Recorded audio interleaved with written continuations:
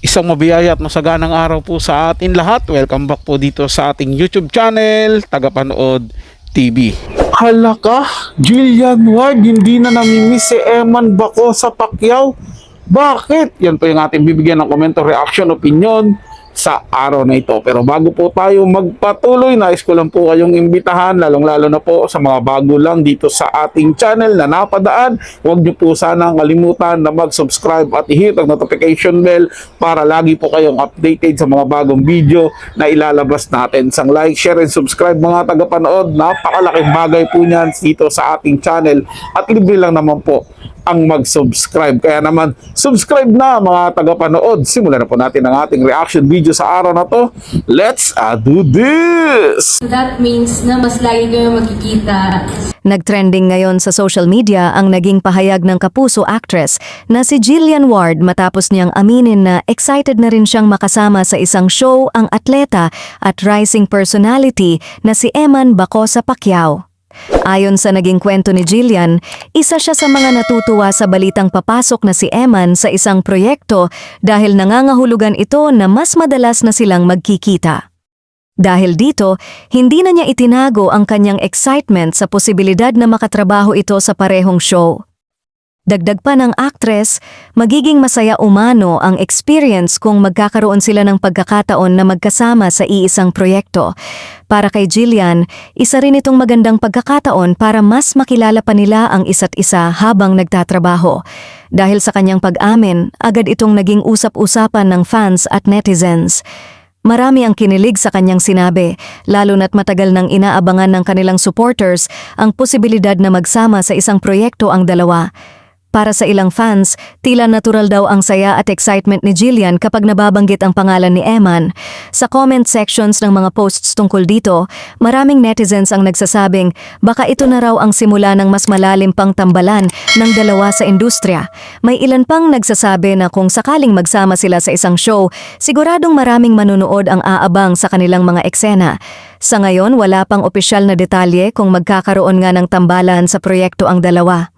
Ngunit para sa kanilang mga fans, sapat na ang mga ganitong pahayag upang lalo silang ma-excite at umasa na balang araw ay makita nila sina Jillian Ward at Eman Baco sa Pacquiao na magkasama sa isang proyekto na magbibigay kilig sa maraming manunood.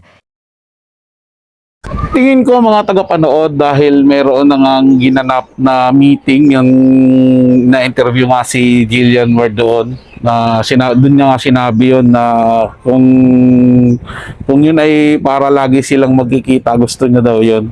Meaning yung ano yun, yung isang trabaho na kasama si Eman Baco sa Pacquiao. So yun pala yung tinutukoy, tinitle niya na hindi na namimiss si Eman. Oo naman, paano niya nga naman mamimiss si Eman Baco sa kung lagi na silang magkasama, kung magkakasama na sila sa isang proyekto.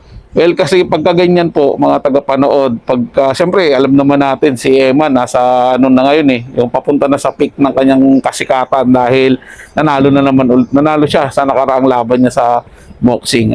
Siyempre, ang showbiz naman, isa ding business yan, hindi na nila patatagalin yan. For sure ako, sa dami ng taong nag-aabang na makita si Jillian Ward at si Eman Baco sa Pacquiao na magkaroon ng proyekto, gagawa na po yan ng proyekto ang GMA7. Hindi nila palalagpasin yan, mga tagapanood. Siyempre, malaking kita din ang ipapasok dyan sa kanila pag nagkataon. Tama naman yung sinabi dito sa video na ginawa natin ng reaction, 'di ba? Marami ang nag-aabang, marami ang gustong mapanood si Eman Baco sa at Jillian Ward na magkasama sa isang proyekto. Ang tanong na lang diyan talaga mga tagapanood, kung kailan gagawin ng GMA7 yung proyekto na magkasama itong si Eman at si Jillian Ward. Kasi panigurado ko, isang eksena lang ang ipakita. Tingin ko talaga magbabiral agad 'yun dahil sa sobrang alam mo yun, yung inaabangan talaga silang ng tao. Yun nga lang nanood si Jillian Ward sa boxing fight ni Eman Baco sa grabe ang kilig at talagang pinagkaguluhan yun Yun pa kaya yung araw-araw silang makikita. So lalalim po yung samahan nitong dalawa na to. Mas tingin ko mas maa-adapt ni Eman ang mundo ni Jillian Ward pag nakapasok na siya doon sa showbiz. Well, abangan na lang natin mga tagapanood. Kayo, anong masasabi nyo? Kung may komento kayo dyan o naiisip, i-comment nyo dyan sa ating comment section. Babasahin at pupusuan ko yan, mga tagapanood. Maraming salamat po sa inyong lahat. Sino lang po mga tagapanood, ito ay comment at opinion lamang, wala pong personalan. Paalam po at mabuhay po kayong lahat. Maraming salamat po sa inyong panonood.